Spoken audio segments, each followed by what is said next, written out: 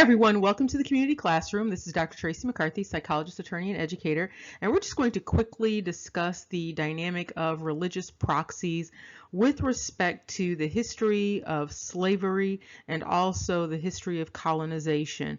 We've already talked a little bit about racial proxies, but we're going to look at religious proxies.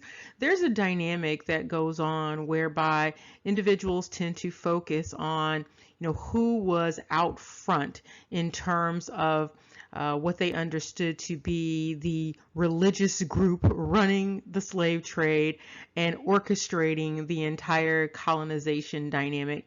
However, many people forget that there was an Inquisition going on, and as a part of the Inquisition, individuals who were understood as Muslim and Hebrew, they took on identities as Christians, as Catholics. And so in many instances, what you might have had was a dynamic whereby individuals who were members of the Abrahamic faiths, being Hebrew and Muslim, those individuals were acting as Catholics and acting as substitutes for those individuals, or acting as Christians. And so in many ways they were called Lancados, Conversos, Marranos, Moriscos. And so in some instances they were deported and sometimes they were dispatched. But the fact is that they were often operating under the auspices of another religion. So what you have is someone acting as a proxy, meaning that they were doing things in the name of another group of people.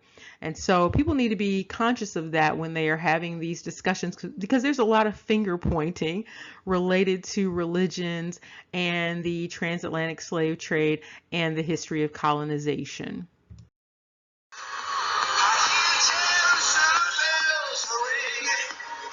And as always, if this video appears on anything other than Dr. Tracy McCarthy, it is stolen and unauthorized. Let's get started.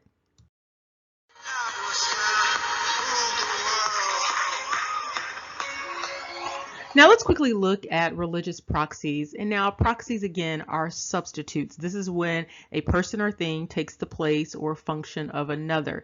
And in this instance, you have individuals in that Abrahamic family of faiths replacing each other. And so in this instance, you have individuals again who are Islamic or Hebrew, often taking the place of Christians/Catholics. And for individuals who are unfamiliar with this dynamic, for individuals identified as Spanish Jews, the name was converso, meaning converted. And these were individuals who were suffering persecution in the Iberian area. And one way to get around this persecution was to be baptized and pledge allegiance to the Catholic Church. However, individuals also in secret continue to practice their actual faith. And while some of the persecution was about religion, some of the persecution was also about race or phenotype. And so a number of things came out of these persecutions, including what were known as the purity of blood laws. Now, you might remember that there were also purity of blood dynamics going on in the Americas.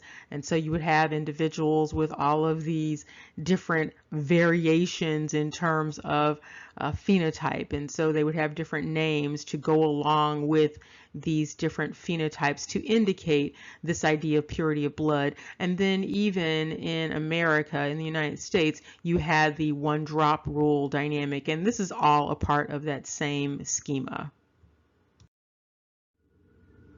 And so you have conversos for the Hebrews, and then for the Muslims you have Moriscos, which means little more. And so the same dynamic was going on. You had a dynamic of persecution going on, and in order to get around the persecution, individuals would convert on the surface but continue to practice their original religion under the surface. And so those individuals were known as Moriscos. And so you have the the Moriscos, Conversos / Marranos participating in this what's known as crypto identity. So they were secretly something other than Christian. But again, what you have also going on is individuals who are acting in the name of, and so you really have a hard time knowing historically who was doing what. And here you have additional information related to these expulsion edicts related to the Moriscos and the Marranos. And with the Moriscos, they relocated mainly to what's known as Northern Africa, but they found themselves still being outcast in that area. Now, what's interesting about this term Morisco is it's first recorded in 1500, and this related to Muslims who converted to Christianity after the fall of Granada in 1492, and everyone knows the year 1492 and how that relates to the doctrine of discovery, the doctrines of discovery. And so one way to understand this is that the Conversos and the Moriscos / Marranos / Lancados, these individuals were deported, but they were also dispatched. And so some of them were acting on behalf of the church in orchestrating slavery, in orchestrating colonization. And another interesting notation is the role of the Moriscos in forming what were known as the Maroon colonies in the Americas. And there's always a focus on the independence of the Maroon populations, but there is often an ignoring of the fact that there was an Islamic heritage that went along with the Maroon individuals, and many of them were understood as having a Moorish background out of Spain. And all of this is said to say we need to be very conscious of this dynamic that was going on in terms of the Lancados and understanding who was doing what.